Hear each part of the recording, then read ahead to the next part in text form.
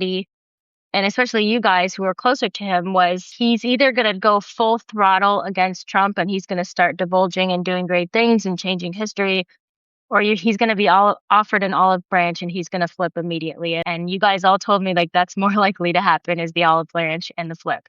And I think And it's very that, complicated. See, because the yeah, most complicated thing, it's because it's Katie Johnson. See, yeah, this is why, folks, I want you to understand why Michael is in such a complicated mhm, situation and why, because believe me when I tell you, if Michael, if this was anything but Katie Johnson, Michael would have ratted Trump out.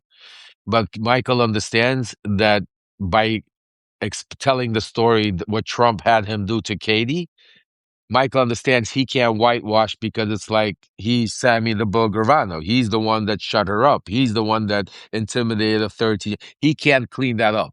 By mhm, putting Trump away, he might be able to lessen the blow. He might be able to not go to right, prison. He might be able to cut some deal.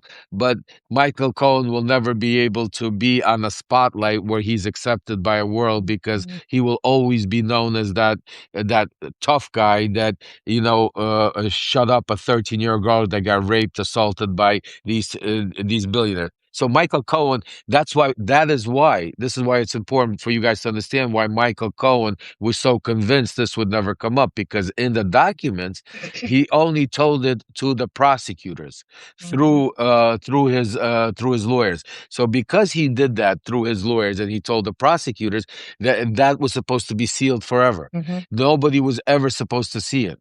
So he was testing out the waters, because if they would have given, because what I'm hearing, and this is the other thing, Ellie, you're going to be on the lookout for right now, yeah, because what I'm hearing, unless they're scrubbing it, because the other thing, I don't know if you saw, folks, that went into motion right after Michael Cohen came out and said that.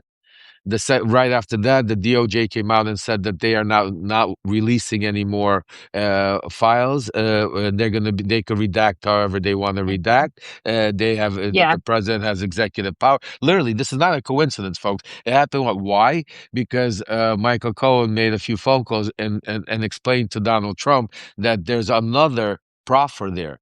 Because see, mhm, this is what. So let me tell you how it works, folks. So your lawyer, as a when you're convicted, like if I was in prison, when I was in prison, and say I knew I was going to give information on somebody that so I could get out, like Michael Cohen wanted to do. mhm, He tells his lawyer to get in touch with the prosecutors and tells them I have information. They get in touch with the prosecutor. Then the prosecutor says, you know what, either we believe you, we don't believe you. As you could see in the letter, they were not believing him too much. Next step, the lawyer goes back and says, Michael, you got to give me something, because you see in the letter, he says he's not giving me everything. He's holding back.